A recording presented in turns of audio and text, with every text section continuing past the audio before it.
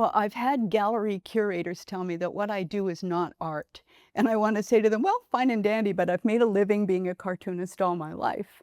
I've done a lot of painting as well. I've done a lot of fine art pieces and serious painting, but I don't get a kick out of it. I don't get a thrill out of it unless I'm doing it for someone else. So I'm in the middle of a painting right now that I'm having a wonderful time with, and it's going to be a lot of work. But what happens when you do a painting like this, and it's a landscape, but you get right into it and you become part of the river and part of the sense of mystery of the clouds coming down over the mountains. And I work in acrylic and on canvas, and I work fairly quickly at first, but the details take the time. So this is a painting I'm doing for Paul's sister, and I'm doing it as a housewarming gift. They've just bought a lovely house and there's a perfect blank wall. So I love blank walls. That's when I do a painting. And I asked them what they would like there, and they said they had a photograph that they would like me to work with. So this is the photograph here. And it's really a complicated image. There's a lot going on in this, so it's going to take me a lot of time to do. So I'm close to being finished in this area here.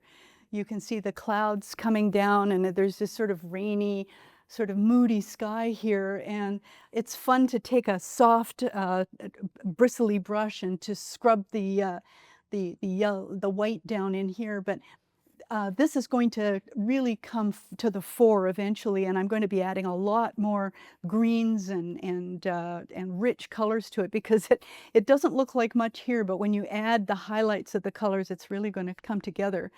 These are going to be fun to do, and you need specific brushes for this type of work, so it's a real challenge. And I'm not fond of brown, but what I am fond of a challenge, and so I can see where I can put purples and greens, and right in these areas here, I've got the outlines for these turquoise mounds. This is all moss.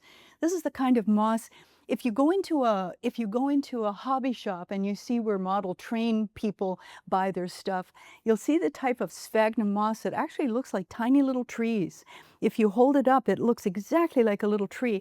And that's what these areas are here. It's that sphagnum moss, which is a rich turquoise green. It's beautiful stuff, but it hardly shows there. So I'm going to have a wonderful time doing this rich turquoise green color in here. So I've outlined the mounds and I'll fill them in.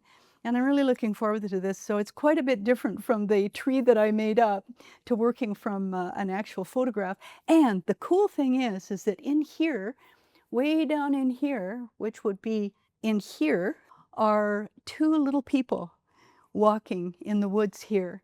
And this would be Joy, Paul's sister, and perhaps a friend right in there. So when it's all finished, I'm going to carefully put these two little people in here, and that's their housewarming gift.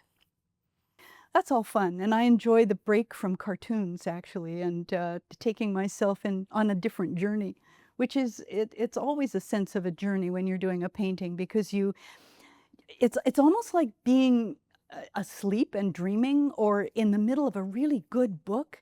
And if you're right in the middle of a really good book and someone comes in and says, "Hey, what time is it?" It's like, "What? You know, don't interrupt me." And you have to get out of your dream state and come and say, "Well, it's 4:45 or whatever," right? So when I'm painting, I'm really part of the paint. I'm part of the image and part of the sky. And I love that sense of drifting into color and imagery.